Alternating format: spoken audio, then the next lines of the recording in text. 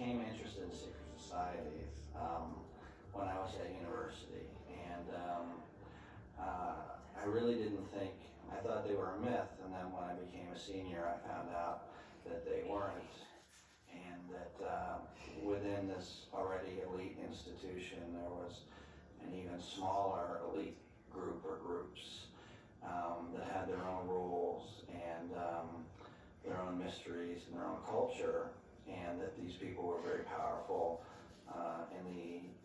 throughout the world in the United States. Skull and Bones has had a long and very interesting history, including Wild Bill Donovan and formation of the OSS, which became the CIA, its membership of Averell Harriman, George Bush Jr., who may be our next president of the United States. George Bush being the director of the CIA, kind of a tradition of Yale, Skull and Bones, CIA, sort of lurking in there somewhere, keeping secrets, secret societies. It's all true.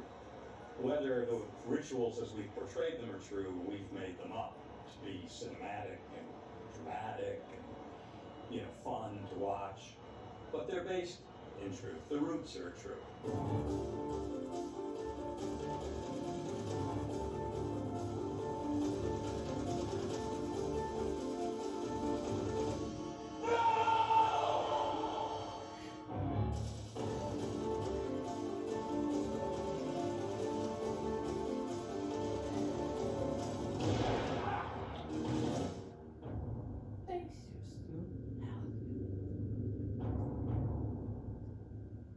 Skulls are actually, in real life, the Skull and Bones, and they certainly exist, and they exist at several different Ivy League institutions, but the great granddaddy of them all is the Skull and Bones, founded in 1832. And the parallels are vastly different and hugely similar. There's only so much that anybody knows about what goes on within the hallowed halls of the Skull's tomb. So what we do know, we try to incorporate into the film, and then we dramatize, fictionalize after that. As scary as it is, you have to remember this is just a movie, and it couldn't always be this bad. I mean, this is just someone's story. This just happens to be, a way of the writer showing the dark side. When you look at this, you see it's a moral tale that friendship should not is so precious that it should not be, like, money can come along, and money is very enticing, and you think it's going to change your life, but it can't. I mean, that money is the root of all evil. But in a strange way with this movie, it kind of is. You don't get anything for free. What's so interesting about the film is that everybody parallels each other. All the characters really do. The acting as if the ends justify the means, thinking that their ends are the ends that are the superior ends to attempting to achieve something. You and I are Morris, right? Having a good time drinking, talking with some girls, and Caleb Mandrake and your 7 new friends come in. You gonna sit with them or sit with me? You gonna introduce me or is that against the rules? What do you know about Caleb? You see Chloe's already on first name basis? Bullshit. What do you know about Caleb Mandrake? Paul, the guest. But Caleb's not the issue, all right? The issue's us. For Will, He really believes that this organization is just bad, and he wants to really investigate it. However, he goes through some shady things to get there, and it ends up meeting a shady demise. Well, help me! Somebody help me! Luke and Will and Chloe they're all each other's touchstones. And when Will is out of the equation, I think it's just a moment of clarity of sometimes maybe you take things for granted. Like you get in stupid fights over something really, really dumb. And for a moment where you lose focus with him leaving us, you see these two people go, no more.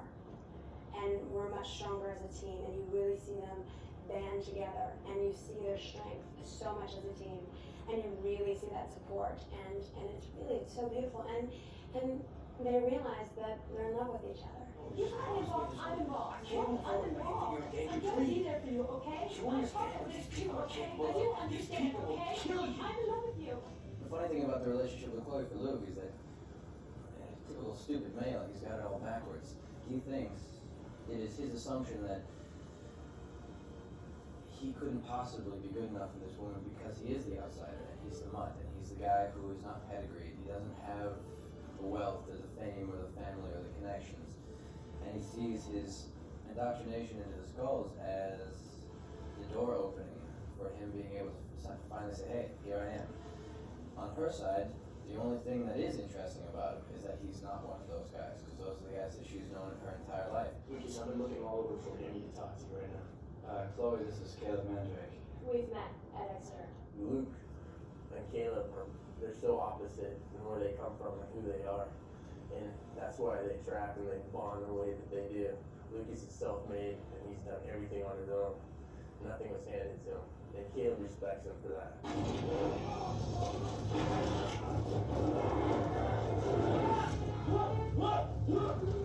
Hey, don't let go, Luke! Don't let go! If I was Luke, and I saw a guy like Caleb, I'd go, that's everything that I want to be. That's everything that I don't have, and it's everything that I want. And on the other hand, he's like a brother. Luke is a guy who has no family. He has Hill's character, he has Will, but he has no family. And he sees this cool guy. He sees the man who welcomes him with open arms, and he goes, hey, this guy's my family now. This is where I've always wanted to be. This is, if I could have painted you the picture of what my brother would have looked like, it'd have been this guy. So I think that's why the world of the skulls is so seductive. Because they tell you, hey, everything that you dreamed of, we got it. It's right over here. Come on in.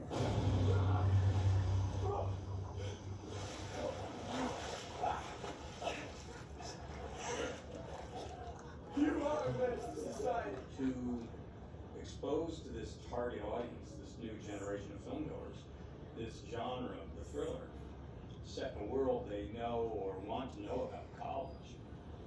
And at the center of it is Josh Jackson, presented with, in a sense, a Faust metaphor, a Faust story.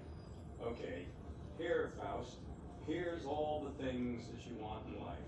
Sign on the dotted line, give me your soul. You can have anything you want. And he ultimately has to make this incredible moral choice. And then has to go into action based on the moral choice he makes, knowing it is a great risk to himself, knowing that he's going to give up all that he ever wanted to make the right choice and do the right thing. Does it, wins love, and does it successfully, wins his own soul back. I thought that was a really good story for young people. They need that. Here we go. Bow your heads. The skull. Stuff until when secret society ends and the university begins. But we know you're up there. Yeah, we know you're down there. Don't expect an answer. The CIA was found inside those walls. Yes, they were. Back in World War II, when they were still the good guys. Oh yeah, the good guys. We'll say what you want. All I know is it's secret, it's elite, it can't be good. Every day I've gone back home and I've said to myself, Josh really outdid himself today. He took chances. And my job was to set the context in which Josh and Paul and Leslie Hill, they would take the chances because they knew that no failure would ever be criticized, that there was a safety net underneath them, meaning me, that would never let them fall through, never let them look foolish. And if they tried something that didn't work, would come up and say, that didn't work, let's try this.